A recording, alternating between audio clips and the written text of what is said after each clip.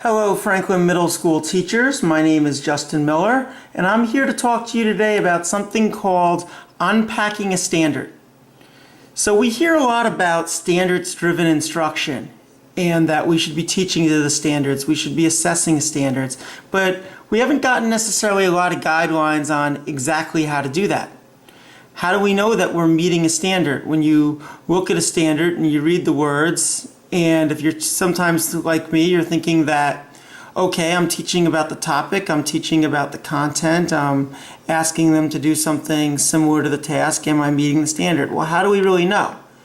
Well, there's a really simple process that we all can use, regardless of what content we teach, regardless of what grade level we teach, to really just break down these standards and make sure that we're doing exactly what we're supposed to be doing as teachers, and it's called unpacking the standards. And it's really just a process by which that we look at the nouns, we look at the verbs, and we use that to determine what we need the students to know and what we need the students to be able to do. The nouns are your content knowledge. So if you're looking at a standard and you see the nouns, if you underline all the nouns, you know right away what is the content that students are supposed to know. The next step then is to look at the verbs. You circle the verbs, or if you have a sheet like this, you can write them in this neat little box, and you list all the verbs. They're the skills that the students should be able to do. And then if you look at this box at the side, it says a level of Bloom's taxonomy. You could use Bloom's taxonomy. I know in our district we're using now Webb's depth of knowledge chart.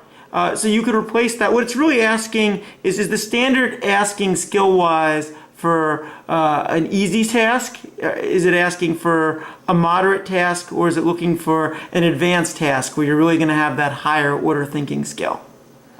Then what it's going to ask you to do is we're going to take these tasks and we're going to put them into student-friendly learning objectives, or our teaching points. We're going to put them in teaching points that our students are going to be able to understand, that they're going to be able to relate to, that when you put it on the board, the students should know exactly what it is that we're asking them to do. And then that bottom chart is the evidence of student mastery. This is your assessment, how you know that they're going to know it. So we take the standard that they've given us on top here, and we're going to try to unpack it just as a little example. So the standard that's asking you to do, let's look for the nouns. It says, justify which of the major achievements of the ancient river valley civilizations represent the most enduring legacies. So for me, I'm looking at it and I'm seeing achievement. That's definitely a noun. I'm going to include some adjectives in this, but ancient river valley civilizations. And then finally, I'm looking at legacies. So these are the things that we need our students to know. These are going to be the vocabulary words, but we know that we're going to have to get them to be able to do more than just define it if we're going to be asking them to do or demonstrate some of the skills they're asking. Because when we're looking at circling the verbs, what's the first major verb that you see here? It's justify. Now, if you go back down here and you're looking at the level of Bloom's taxonomy, and it doesn't matter what chart you know, justification is a high-level skill.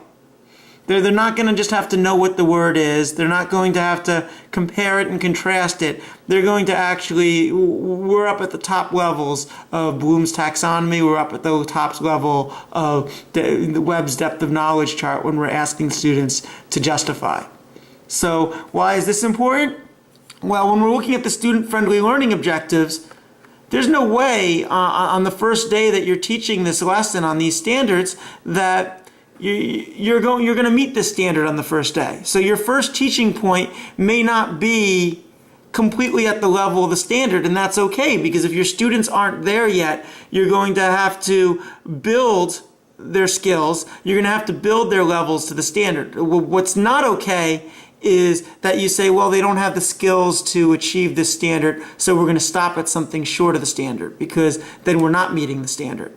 So if you look at this, when I was in a PD, I was lucky enough to get the perspective of a language arts teacher, and one of the things that they said is, well, if I'm teaching students about enduring legacies, after, introducing the definition and having some discussion of it and possibly asking the students to use the word legacy in a sentence to really start demonstrating that they have a handle on the word, and doing all the things that you can do with when we will take legacy and we'll put it in a Frayer model, and we'll have the students fill out that chart. Maybe we could have them do a performance task where we ask them to write what they want their legacy to be. So that might be something that you include as one of your lessons, and your teaching point, might be something along the lines of, today we will understand what a legacy is and write what we want our own legacies to be. So that's a perfectly acceptable teaching point as long as we're going to continue to build. And now the social studies teacher in me was the first thing that I would do is be able to identify different river valley civilizations and their achievements. And then once we've built onto that knowledge, we may ask students to compare and contrast the achievements of different river valley civilizations. So as you can see, now we're building closer and closer to what we want our standards to actually be. And then, our assessment might be at the end to have the kids at the end look at the ancient river valley civilizations and have them say, based on your knowledge of the river valley civilization, ancient river valley civilizations, which of them had the most enduring legacies, and justify why the legacies of one are better than the legacies of another one, or more enduring than the legacies of another. And that could be a whole essay in which they're doing this, and they're providing revisions, they're providing support, and they could be pulling from different sources to justify their points and support their points. And that they're actually meeting the standard, and that they're going to be able to do this because you've built to a point where they can do this. So that's really what unpacking a standard looks like. The only thing that I would say is a question that I've heard from a lot of teachers when we were doing this in our professional development is, well, what about the Common Core? Isn't everything supposed to be about the Common Core? And, we can look at the Common Core and identify skills very easily, but the Common Core doesn't necessarily deal with content. Well, that's when you start looking at model curriculum. It's when you start looking at Appendix B. If you put in Common Core and Appendix B, they'll give you exemplar lessons. And when you actually look at the tasks that they're asking you to do with some of these exemplar readings, you can really see, that's what you're going to start unpacking, the exemplars. And then maybe compare that to what you're doing with your instruction in your own classroom. And are you meeting the rigor in terms of, first, the rigor of the exemplars in terms of the reading levels of the students, but are you also meeting the rigor in terms of the tasks that you're able to do? One of the things that was a little eye-opening for social studies is we do ask kids to cite textual evidence, but a lot of what we were doing is asking them to read from one source and cite textual evidence. When we looked at some of the exemplars in Appendix B, they're citing textual evidence, but they're pulling from multiple sources. So this is something that we're going to have to incorporate into our lesson planning if we want to prepare our kids for the park.